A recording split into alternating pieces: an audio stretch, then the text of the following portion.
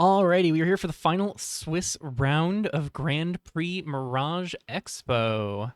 We're up against Tomas, Mr. Blue Tie, on Stratostorm, Jeskai Stratostorm. This is going to be a tough matchup, I think. I think this deck is very strong.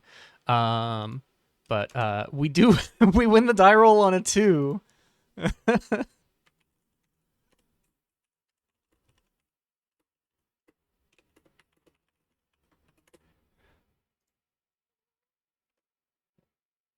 I doubled their score. All right. We get Calamity Cat into Tatsuko is pretty nice. We can go turn 1 Primal Fisher for Mountain Calamity Cat into turn 2 Temple of Origins, swing 5 with the Tatsuko, keep the Kirin in hand and pitch the Urban Jungle probably. Because I want to get basics out of the deck with Primal Fisher, and yeah, I can definitely keep this. Oh, we're both keeping 7. Alrighty. Yeah, we're gonna crack now. Keep the mountain in hand. And I think I'm intent on pitching the urban jungle next turn, unless we hit like specifically a Phoenix. Yeah, opponent has already ticked off the 1 life. They know what's happening here. So I don't believe our opponent has. Yeah, they do not have Plasma Strike, so there is no fear of Plasma Strike killing the Calamity Cat in this play pattern. Opponent goes and finds an island, gets a Demographer. That is a pretty good start for our opponent. So for those uninitiated, this is a primarily blue-white sort of Reanimator deck. This is a deck I talked up a decent bit in my set review. The Dark Horse Victory deck. And we see a turn 1 discard Illustrious Shangfa and pledged to Tyrell Bureau. This is gonna be scary, so we're gonna have to. Well, there's the thing I said we'd have to draw to not pitch Urban Jungle. Yeah, I guess we're running out Temple of Origins, huh?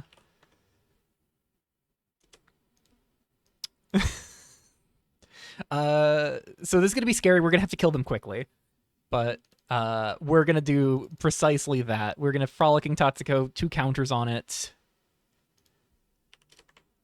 get a 5/4, and swing 5 at our opponent here. It's possible that they block with Demographer, but not moving forward because Kirin of Boons is just gonna prevent Demographer from blocking. And I think, quite honestly, in this matchup, there is a merit to blocking with Frolicking Tatsuko, blocking with Demographer because Kirin of Boons just invalidates Demographer as a blocker moving forward here. So Shigani Manor Burns is going to make a treasure here. They are live for a potential. They're live for a potential turn 3 Dark Horse Victory or Stratostorm for Illustrious Shangfa, which is kind of terrifying. I think it's kind of messed up that there is a turn 3 Illustrious Shangfa lined up here. We can still clock them for 9. We can put them to 5 here. And I think we're going to do precisely that. So we're going to play Urban Jungle tapped. We're going to pay 2 for Kirin of Boons. And we're going to give the Kirin haste. Pitch this Spirit Realm Phoenix. Go to combat, swing, and both are going to make the Demographer unable to block. So that's going to be 9 damage coming in. Put them to 5. We get back the Spirit Realm Phoenix, and our opponent's in a really rough spot here. Opponent is going to draw for turn. Looks like they... oh.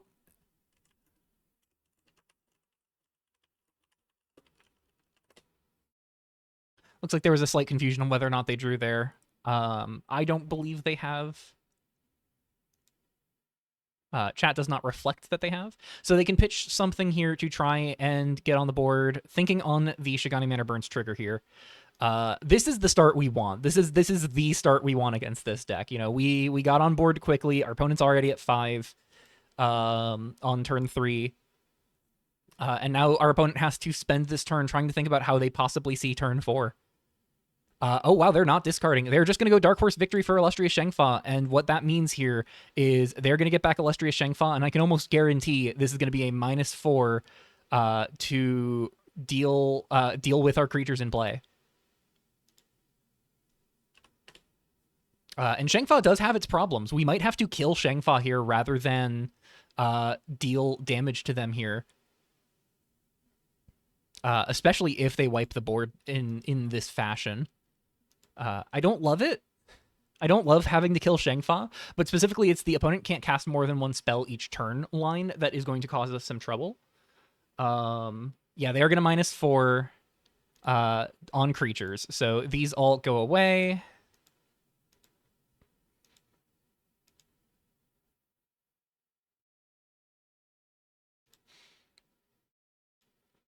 Alrighty, we untap, we draw, we pick up Ignited Soul, and we do have a really tough decision to make here.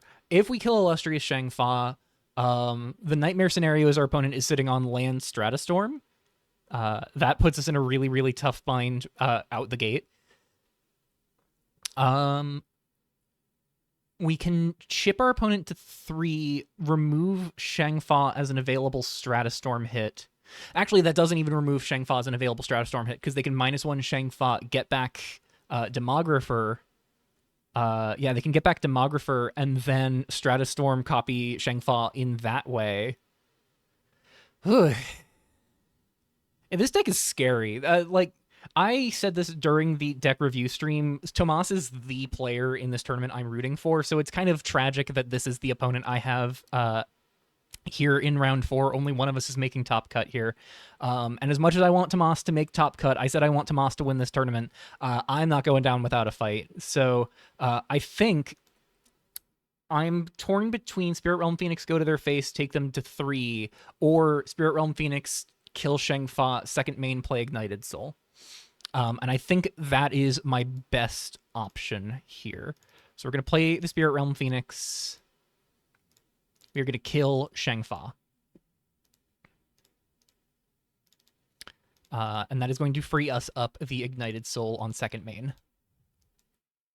A reanimated Shengfa does not deal with the Spirit Realm Phoenix. We take 2 from Shigane Manor Burns here. Shigane Manor Burns, as I understand, is one of the only reasons this deck is even in red. It is primarily a blue-white deck. Like, if we look through the Planeswalkers, it's all blue-white Planeswalkers, 2 Terminal Impact in the main, 4 Shigane Manor Burns, a bunch of blue creatures, and then Stratostorm. And then the sideboard is Crux is the only other red card. So 3 Crux, 2 Terminal Impact, and then Shigane Manor Burns is the real red card holding the deck up. Opponent says this is bad, which is great for us. We want to hear our opponent saying this is bad. I think game 2 is going to be an uphill struggle, so if we can get a game up on our opponent, then the post-board games are going to be skewed in our favor because we only need 1. Talking about opponent's sideboard real quick as we're waiting for them to take actions, they've got 2 Soul Guide Lantern, 1 Contest Coordinator, 4 Reclusive Percipient, 2 Perils of Eternity, 3 Veto, and 3 Crux Chainer of Titans. The only things I could see potentially coming in here in game 2 and 3 would maybe be Soul Guide Lantern and or Contest Coordinator. But those are perfectly reasonable cards to be bringing in here. And like, there's not really a whole lot in their deck they need to take out. Because the reality is, I think their deck is just good into what we're doing in the blind. We just got a very good, very fast start here on the play. If we were on the draw this game, I think we would already be in a much worse position. So play draw mattered a ton this game. Opponent pays 2 for Phantom Interrupt. Notably, our opponent is not just outright dead, but we only need a way to get a single counter on the Spirit Realm Phoenix to kill our opponent here. The one advantage we have is our opponent is very, very light on targeted removal. They've got 2 Terminal Impacts, and that's pretty much it for targeted removal in the main.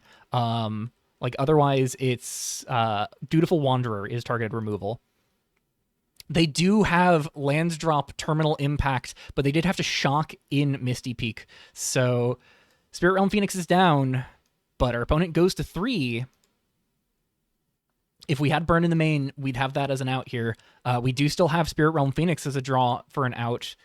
We draw Menelea. I think we need to Igneous Visions before we do anything else.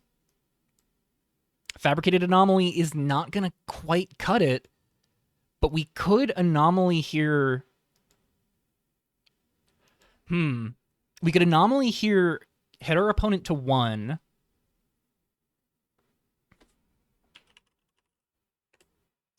We have a tough choice here. We can Menelea or Ignited Soul. We can Menelea or Fabricated Anomaly to make Ignited Soul a 2-power creature.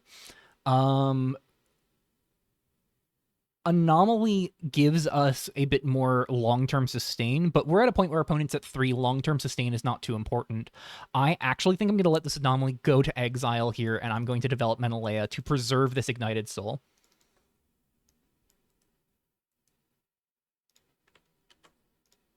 And I'm just going to chuck this to exile. Was still worth firing off the Igneous Visions for a chance to try and find the Spirit Realm Phoenix and just have them dead here. But yeah, we're just going to go to combat, swing 2. And we pick up the Spirit Realm Phoenix, and that is a real clock. So they need to deal with Menelea, deal with Ignited Soul, and they need to not die to Spirit Realm Phoenix in our hand. And unfortunately, I don't think they have a way to do both. Because they have Chromatic Rift that can clean up our board, but it does not deal with the 2-power Hasty Flyer in our hand. We're seeing another Phantom Interrupt discard here. This is a really great cantrip, I think. Uncounterable cantrip, or not cantrip that's not counterable by traditional counterspells, rather. That just works so nicely with your Dark Horse Victory plan. The big downside for Phantom Interrupt right now is just that it does not have flying. Opponent says GG's. Whew. Scary matchup, but we are up a game. What can we look to board in? Archival Storage is the big one. I think Archival Storage, this matchup is a large reason why I wanted to be on Archival Storage specifically. It is worse than Soul Guide Lantern for our Spirit Realm Phoenixes. It is worse than Soul Guide Lantern for our Igneous Visions. But what it is better at doing is making sure that Stratostorm can't passively get upticks. We don't have to respond to a Stratostorm by cracking Soul Guide Lantern. It'll just passively keep Stratostorm in check. It will passively keep Dark Horse Victory in check because they check for abilities in graveyards. And obviously, cards in our opponent's graveyards won't have abilities. It doesn't do a whole lot else. So there's a merit of, we could look to board in these archival storages, or we could try and cut them and just try and focus on murdering our opponent as quickly as possible. I think if we were going on the play into this next game, I would not want to be on archival storage, but since we are on the draw, I want it as an available option here. Bleeding Out, Terminal Impact, we saw both could have been very good there over the top, but I'm not sure I want to cut stuff for these. So I think what I'm inclined towards is 1 less Igneous Visions, 1 less Spirit Realm Phoenix, and 1 less Foreign Encounter. Let's take out 1 of each of the cards that cares about being in our graveyard, and 1 Foreign Encounter, which gets worse as we add more non-creature permanents. Let's get going. I almost just instinctively rolled the die. Alrighty. So game 2, we are going to be on the draw almost certainly here. If we can try and do something breakneck out the gate, our opponent is going to be on the play, so that does confirm for us. This is a tough call. I don't know if I should keep this. We saw I kept a 1-lander game 2 of last round, and ran into a problem of drawing a bunch of red sources with a bunch of green cards in hand, but this is a bunch of red cards in hand, so if we're going to keep a 1-lander, this is a lot better. Have I learned from my hubris? You better believe I haven't. We're going to keep making these mistakes until it gets us knocked out of this tournament.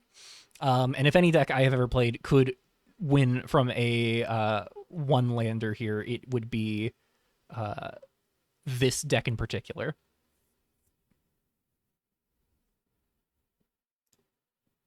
Opponent discards Shigane Manor Burns to a Demographer. This tells me they probably have a second copy in hand, because I do not see why you discard that turn 1. We draw a Menelaya here. So the incentive of putting Calamity Cat in play is kind of moot with Demographer turn 1 here. So let's go for an Ignited Soul instead. And we'll ship on over.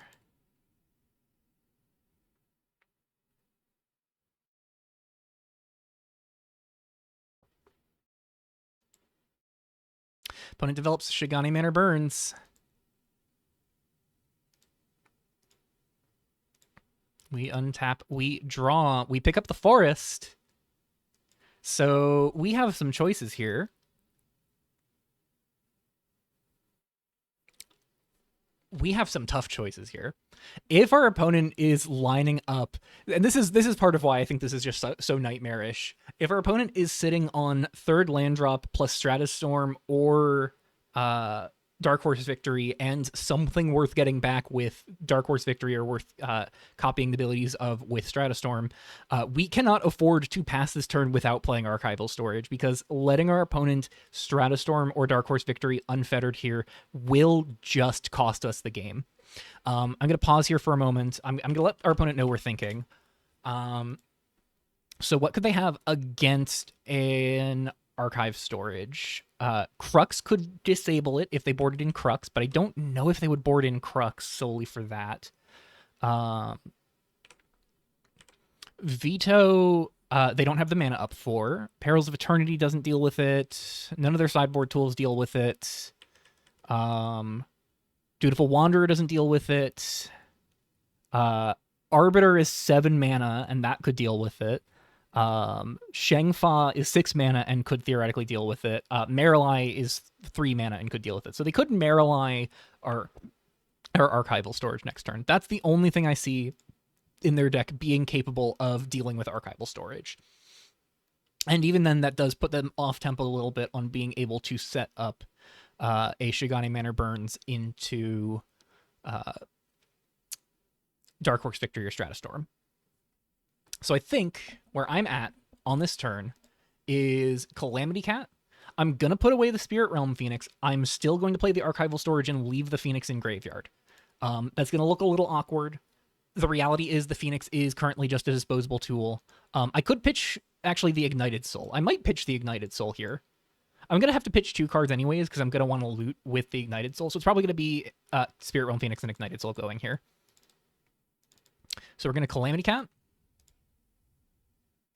We are going to target Ignited Soul, pitching Spirit Realm Phoenix.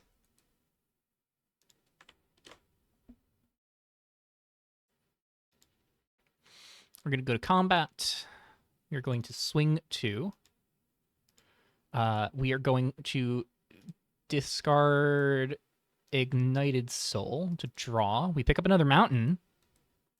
So that's a turn 3 Fabricated Anomaly now guaranteed off this 1-lander.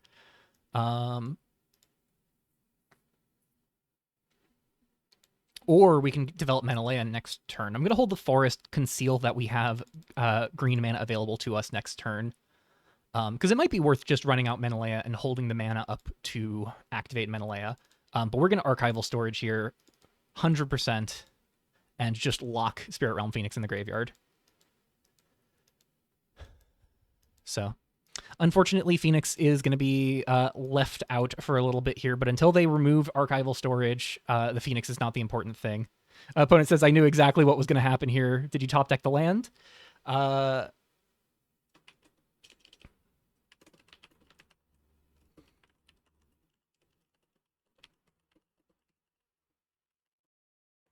Opponent asks if I top deck the land, I just say you'll have to watch the video later. And if you are, hey, Tomas, hope you were happy with how this match went. I think regardless of how this match goes, I'm happy with how it went. I don't know, obviously, sitting where I'm at right now, if if I'm gonna come out of this round on top, but I think even if I lose here, I'm pretty happy with how this is going. And I'm pretty happy with how this deck has looked in a lot of ways. Obviously, we are either on the cusp of or not on the cusp of a review, like final thoughts video. Because if this is the end of the run, the final thoughts obviously comes next. Opponent pitches a Stratostorm, so we do dodge a bullet there, and they hit 2 lands off of Shigani Manor Burn, so they're going to go get a Primal Fisher, crack it, go find a Plains, and we just sit here and pray. Hope our opponent does not have Marilai, because that is a 4 of. Pays 4. Stratostorm is coming out. So that is Stratostorm online. We untap, we draw. And this is the reality of this matchup. Stratostorm is a 4/4 with Flying and Vigilance for 4. You know, we dodged a bullet there on our opponent being able to pitch a Planeswalker to Shigani Manor Burns and get it online with Stratostorm immediately. And the trade-off is now our opponent gets to sit here and stare at us with Stratostorm just kind of negating all attacks for the foreseeable future. We can, theoretically, go for a line of Menelaya, put counters on Ignited Soul, and either Menelaya or Calamity Cat into Calamity Cat activation on Ignited Soul, put it up to a 4/4, swing in. But then Stratostorm just kind of gets to trade, and we lose a lot of our pressure against the deck that wants us to have no pressure. So I think what we have to do is we're going to play the Forest. We're going to Menelaya or Fabricated Anomaly for sure, but either way, I think we are pitching a Fabricated Anomaly to Calamity Cat.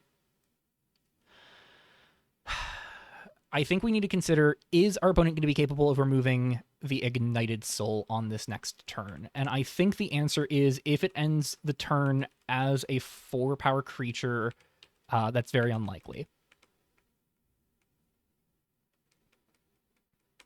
Yeah, I think if we can have this be a 4/4, but we can't have it be a 4/4 without going Menelaya. And at that point, we're holding up the mana to protect it anyways. I think we're just going to go for Menelaya here. We're going to do Ignited Soul, and I think we're going to put a counter on the Calamity Cat as well. Grow this up while we have the time to.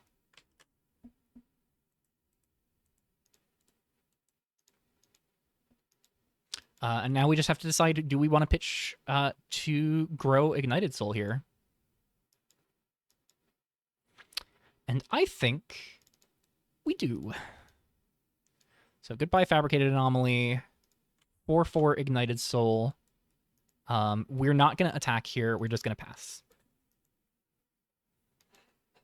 Because Fabricated Anomaly plus the puzzle box looting something gets Ignited Soul up to being a 5-power creature that can effectively attack through Stratostorm.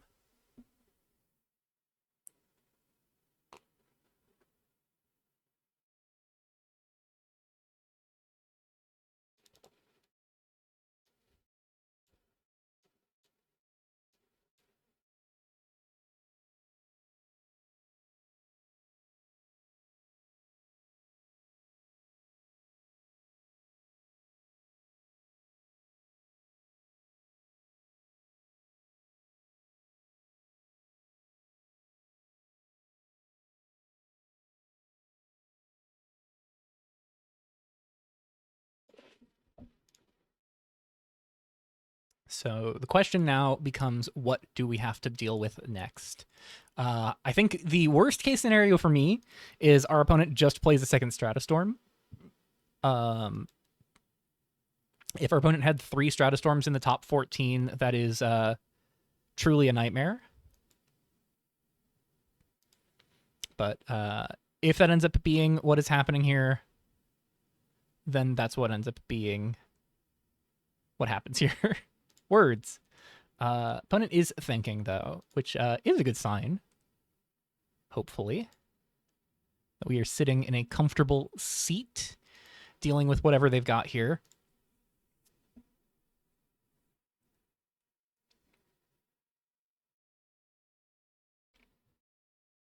I will admit there's a tiny part of me sitting here that is still fuming over last round, if for no other reason than, of course, it was another loss to Chronicle of Extinction. I'm not going to shut up about that. I may bring it up in the final thoughts review, but I did put in another feedback form to the curators, and I think I've finally coalesced why exactly that card rubs me the wrong way so much. And I'd kind of expressed a general thought of why that card bugs me in a few different instances of ranting about it, but I gave myself some time. As of recording, it's been 3 days since my prior match. So I've had some time to cool down from the frustration of it all, and really look at it from an analytical perspective on why this card bothers me. And the curators do have that feedback received. Whether they do anything with that feedback is their prerogative. Obviously, they're under no obligation to make changes to that card just because I don't like it.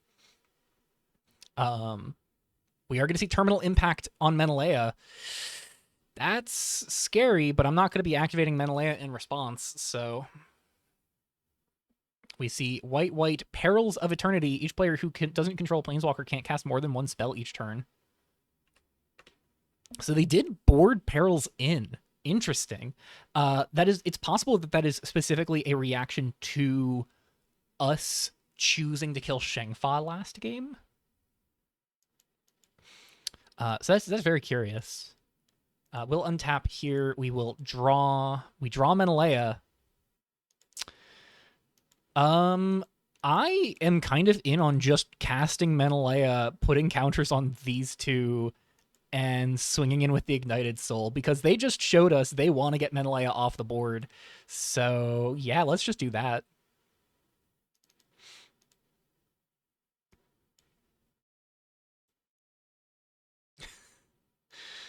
Cool.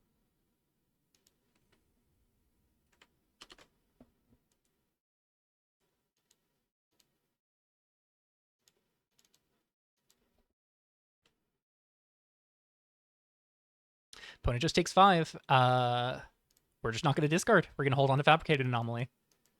And the best part of holding on to Fabricated Anomaly here is what if our opponent just thinks we're sitting on a third Menelaya? Because we pitched a Fabricated Anomaly. It's possible that our opponent concludes we don't care for Anomaly right now. Though notably, Anomaly is not impacted by Archival Storage, and if anything, Archival Storage takes some of the graveyard pressure of Anomaly and alleviates it, because things like Spirit Realm Phoenix, that we normally would not want to eat with a Fabricated Anomaly, are much easier to justify eating when they function, when they do not function out of the graveyard. All right, we see the opponent is going for a Tyrael Pledge activation by looting the Arbiter to... Uh-oh. They loot the Arbiter to Demographer and then pass, keeping both on top. They don't make a land drop here, notably. But yeah, that tells me there is almost certainly a board wipe coming. So we're going to draw Frolicking Tatsuko.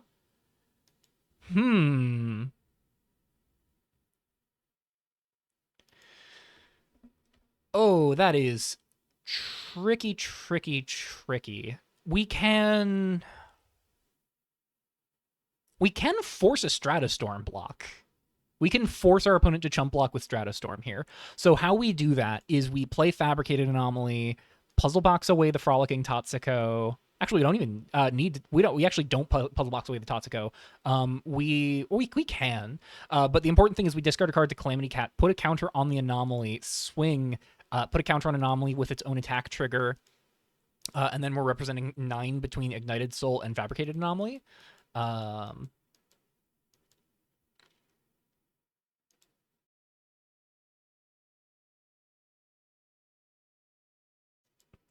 I think one of the things I'm thinking about is activating Archival Storage, just binning the putting away the Arbiter here. That is a temptation for me right now. So forcing the Stratostorm block doesn't do a whole lot this turn.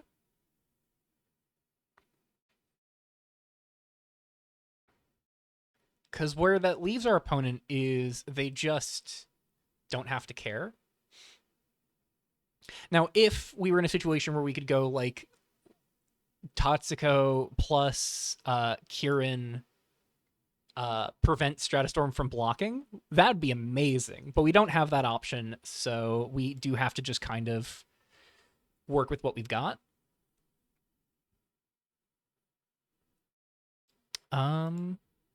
I think I'm game to just Archival Storage the Arbiter, put that on the bottom, and hold up 2 mana to protect with Menelaya. Because they can't block this. Their choice to activate Demographer at sorcery speed means they cannot block this.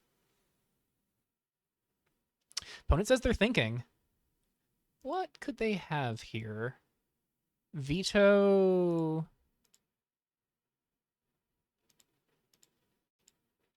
They could have Phantom Interrupt, but that doesn't really help them at all. It's the only instant speed action they have.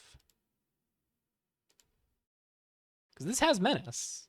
They can't block with Stratostorm. They cannot chump.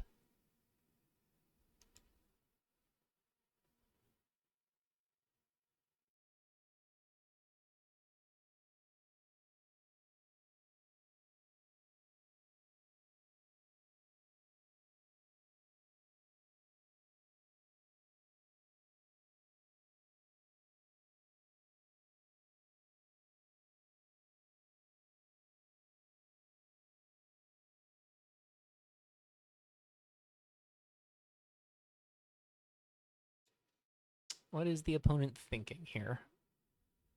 It's possible they're also lining up a Shangfa next turn with Perils of Eternity. But Perils of Eternity plus Shangfa is useless because Shangfa's passive just does what Perils does. Just like guarantees I can't cast multiple spells in a turn, but right now I'm not casting a spell this turn. Menace. Yeah, they were thinking about the block here, but that's not a choice. Opponent says, oops. No blocks. Cool. Let's go to damage, and thinking on damage trigger here. I'm debating if I want to just pitch the Tatsuko.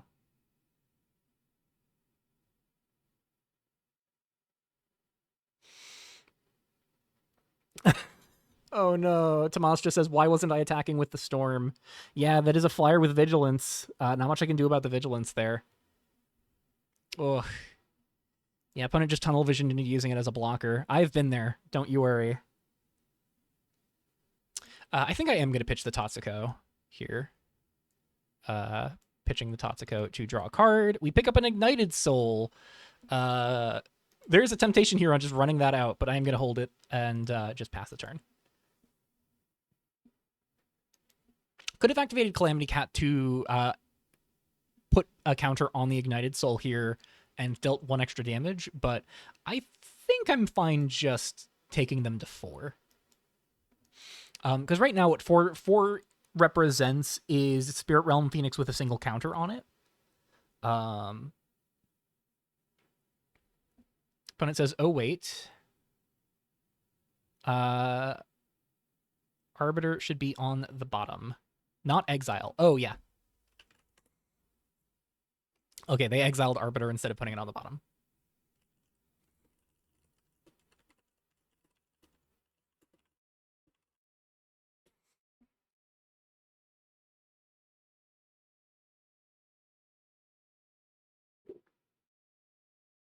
And the specific incentive of getting rid of Arbiter there is if our opponent draws into Mirage, I don't want them to be able to Mirage the archival storage and turn on Stratostorm that way. They could still potentially enable Stratostorm here by discarding a Planeswalker to Shigani Min or Burns or Demographer and then playing Mirage in that fashion. But I don't know if that alone pulls them out of this.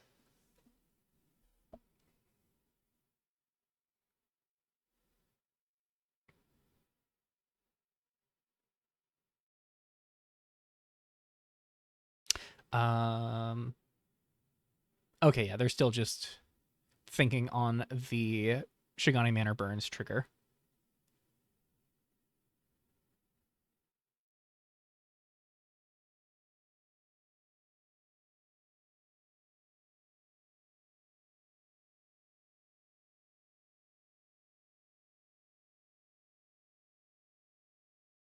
So we'll see what's coming down here, but I feel like we're in a good position right now.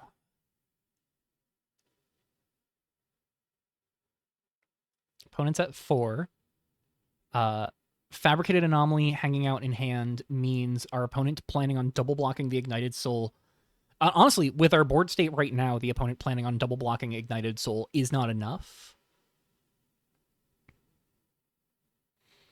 Terminal Impact does do one relevant thing in potentially picking off Menelaya, but there's only one more Terminal Impact available to them, because we know they're only on 2 in the main and none in the sideboard. I feel good. I'm scared to say that out loud, because I feel like that's how we encounter the doom of hubris here. But even if they're sitting on Cybersaurus to discard and counter our Fabricated Anomaly here, the reality of that choice, wow, they pitch a Dark Horse Victory, Archival Storage doing work, and they do hit the Marili for Archival Storage, as well as an Arbiter. So Marili can pick off Archival Storage.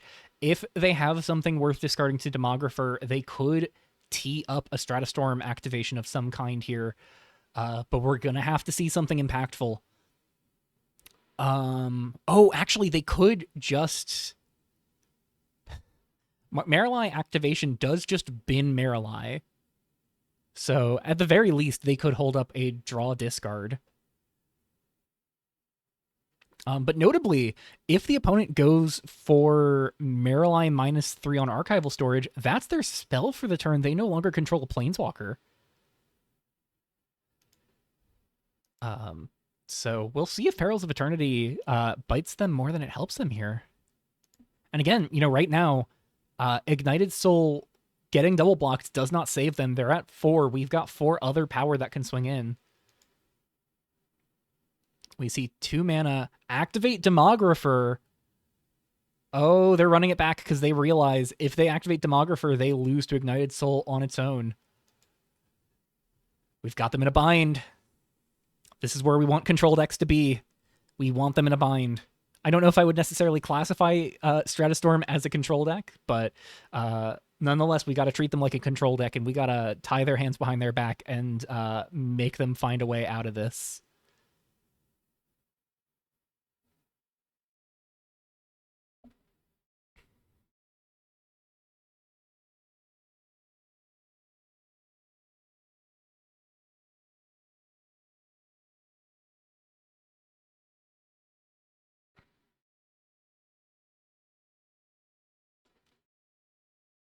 They are going to go for Demographer here. Try and tee up the Stratostorm activation before they decide on playing Marili.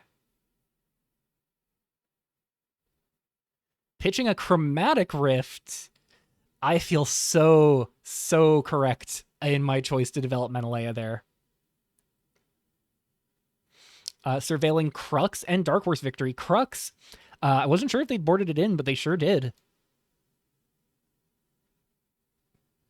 I wonder if it came in over the Cybersaurus.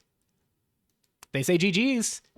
That is 2 pretty tough games, but 2 games nonetheless that we take down Stratostorm, and we are in the top cut.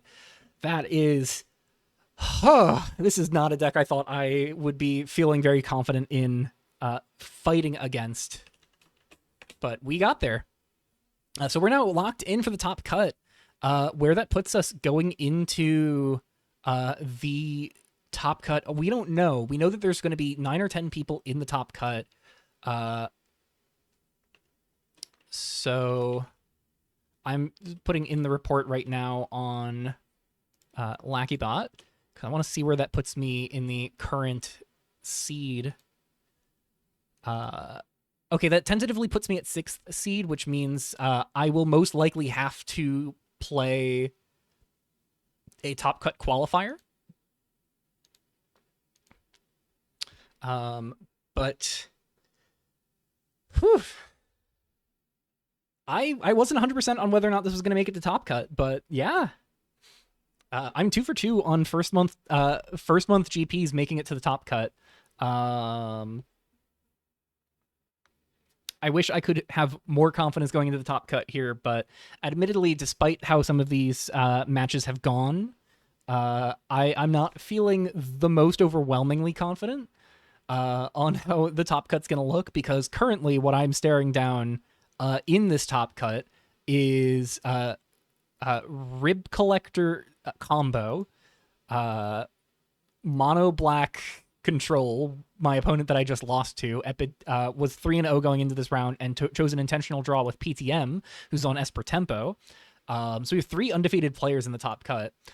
There's also Silver Parabellum on Hardsuit, White Black Hardsuit, Split Moon on Black Red Control, Zangy on White Blue Ninjas, Itai on Mono White Control.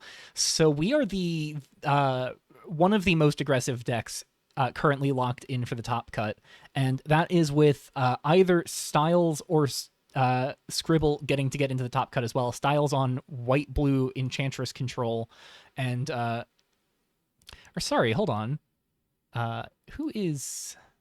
Oh, right. Sorry, we have 3 people who could potentially get into top cut. It's we have Styles up against Platy People, who is on a like black-red mid-range deck. And then Scribble on another mono-black control deck up against Crush Castles, who is not in the running for top cut. But yeah, we have 2 more potential contenders for top cut and 8 now locked, including myself. So we'll see how things shake out.